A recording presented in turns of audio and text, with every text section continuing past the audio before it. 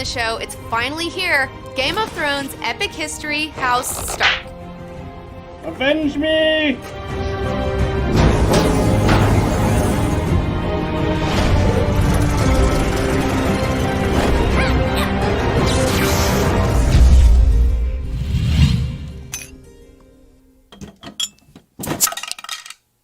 Oh yeah. Today, we're going to talk about the interesting prehistory of Game of Thrones, of House Stark. We're going to talk about the woman who started the War of the Usurper, Ned's little sister Lyanna.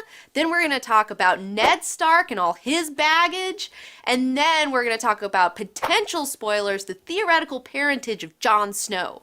We're going to go over all the information that's in the books that isn't in the show. And then I'm going to know every single Stark by memory. We're going to give it a try. So to talk about the Starks, you gotta go way back. How far back? Like 12,000 years before Aegon's landing back, okay? It's the Dawn Age. It's right when recorded history started. Wow. History was a long time ago. My father was Ned Stark. I have the blood of the first men. My ancestors lived here, same as yours. What does the blood of the first men mean? Well, let me tell you. Here's the scoop. The first men came over on this land bridge called the Arm of Dorne that was in the south of Westeros. So they're kind of like these Bronze Age dudes. They're the first humans to come over to Westeros. So they come over, they start carving out holdfasts, and they start cutting down all these weirwood trees, the big white trees with the red leaves and the faces and stuff. And that ends up pissing off the children of the forest who were there before the first men. Don't chop down my trees. Yeah, that's right. The children of the forest were like these magical, small, little non-human creatures. They had like 3 fingers, little claws, and cat's eyes, and they had magic, most importantly. So they get pissed off at the first men. They end up having this war for like 2,000 years, okay? It's totally nuts. During the war, the children of the forest get together and they break the friggin' Arm of Dorne into the stepstones with their crazy magic. It's totally awesome. And they try to do it again at the neck, but they ended up failing and just turning it into a giant marsh. Eventually, they come to this standstill, and they decide to be peaceable, and they sign this pact on the Isle of Man, and it's totally cool for like 4,000 years, until the others come over from the land of always winter, which is like the super north. They bum everyone out, so the first men and the children of the forest team up and kick the others' asses back to the land of always winter, and then it's cool again. And then 6,000 years later, the Andals come over, and then they start giving the first men all this trouble. By this time, the children of the forest are completely withdrawn, and they're totally like deep in the forest, and their numbers are kind of dwindling. And the Andals end up taking over the southern lands. They supplant the old gods with like their 7, and then the first men are forced to go north, and that's where they end up kind of settling in the north. The Andals take over the south.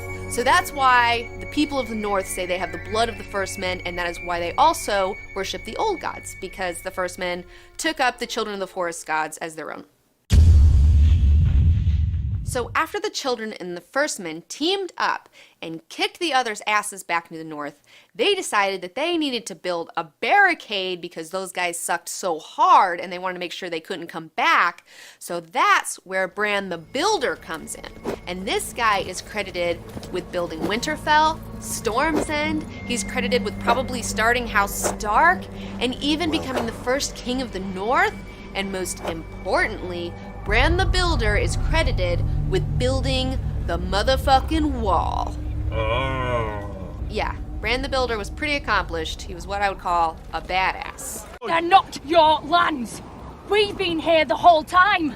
You lot came along and just put up a big wall and said it was yours. So let's talk about the wall for just a minute. It's super nuts. It's 300 miles wide. It's 700 fucking feet high, which is crazy. Although it wasn't originally built that high, but the Night's Watch builder guys just kept building it taller and taller and taller. But still, that's pretty fucking high.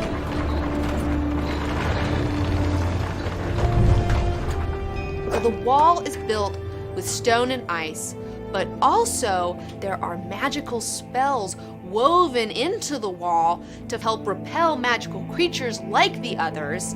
It's got all this crazy shit going on, like sorcery and stuff, because the children totally helped them make the wall because they didn't like the others either. How did they get magic into a wall? I don't know, but it's awesome. Anyways, there's like 19 castles that were built alongside the wall that the Night's Watch, originally were all supposed to take care of. In the very western part, there's Shadow Tower, and in the very eastern part, there's Eastwatch by the Sea, and in the middle, there's Castle Black, where Jon's stationed at. So Bran the Builder Stark was the first king of the North, and following him, there's a series of other historical, notable Starks that I feel like we should talk about. So first, let's talk about King Rickard Stark, who defeated the Marsh King, married the Marsh King's daughter, and won the Neck for the North, and ended up giving Mokalan over to the Reeds. And this is important because it's been said that the Neck is the key to winning the North. So now that the North has that under control, that's totally helped them out a whole lot. Secondly, there was King Roderick Stark, who won Bear Island in a wrestling match with the Ironborn, and then ended up giving Bear Island over to the Mormonts. So there's that.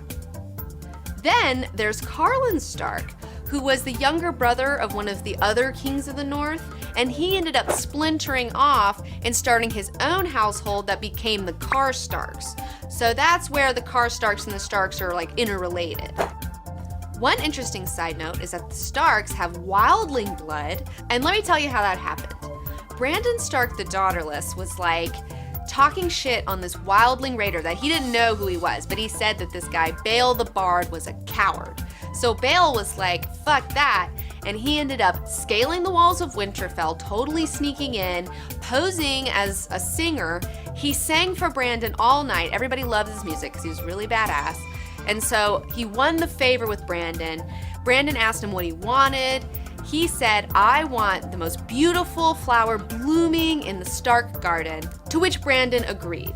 So the next morning, when everyone wakes up, Brandon's daughter, who is his only child, is missing, and in her bed is a single blue rose.